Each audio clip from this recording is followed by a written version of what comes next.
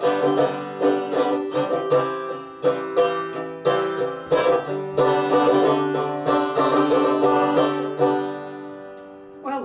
Today I want to talk about playing banjo for folks that play guitar. I really haven't played a banjo much until I got a hold of this bought this about a week ago, and I've been playing guitar for a really long time. And so some of the things that are common on a banjo and a guitar, one is it has frets, of course. You can see the frets on the guitar and the frets on a banjo. So if your left hand is limber, playing chords and notes on the guitar, it's going to be the same thing. You just got to find out what strings to press and what are the chord shapes for the banjo. I play classical guitar, and one of the things I have is fingerpicking. My classical playing. Now they only use their thumb and the first two fingers, and they usually use picks on them. So once you start working on the roll, and I haven't perfected the roll yet. So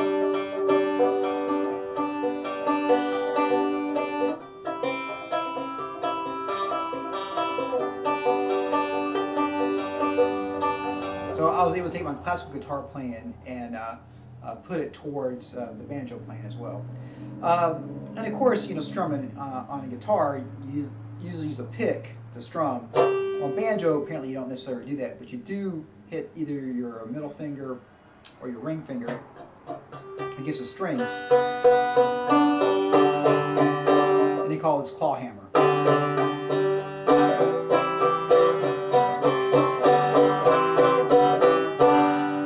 So once you learn a couple of chords on the banjo, you really can play a lot of songs. And the first key that this works naturally for the banjo is the key of G, mainly because all the open strings, this plays the G chord, plays the G major chord, and that means that'll be G sharp, A, B flat, B, C, C sharp, D, E sharp, E, F, so forth like that.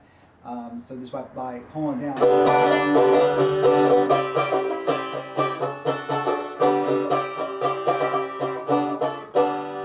I did a little bit of open guitar playing, open string guitar playing, so like an open C, open G, open D on the guitar. So I was kind of used to that, at least a little bit. So once I learned the shapes for a couple of chords, I could go and experiment on playing some banjo music. The open G, it's real easy. If you want to add a little bit of, get rid of the third, put the D down there on that string there. The C chord, which is the 4 chord in the key of G, is shaped like this. So I'm playing E, C, G, E, and then the high G there. The C chord. And the D7 chord,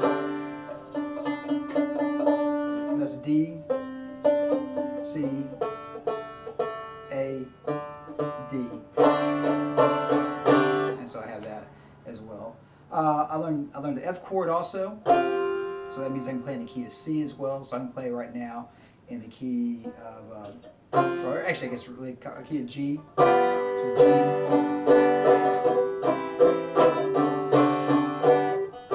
So that's G, key of C.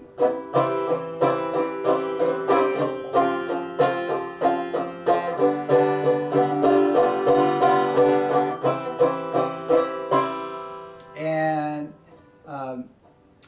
also probably potentially the key of D as well. That's a D7 chord there, and it has a little bit of a zing to it. So there's A, there's a G there, and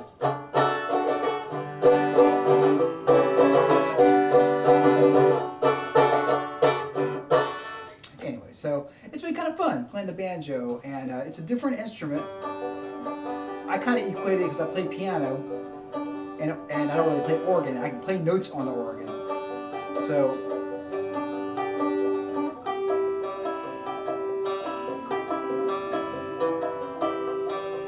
once I get the roll down,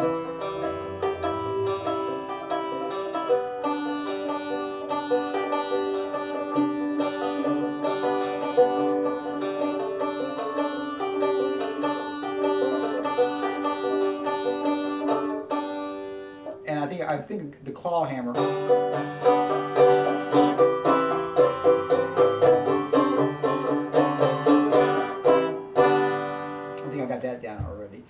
anyways, it's been really fun playing the banjo and taking the skills I have from the guitar and transfer them to the banjo. So if you play guitar, you know, go out there and get a hold of a banjo. I think you can pick it up.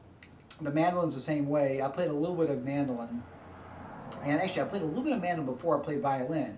Same string shape, and so that actually kind of helped my violin playing, and my violin playing helped my mandolin playing.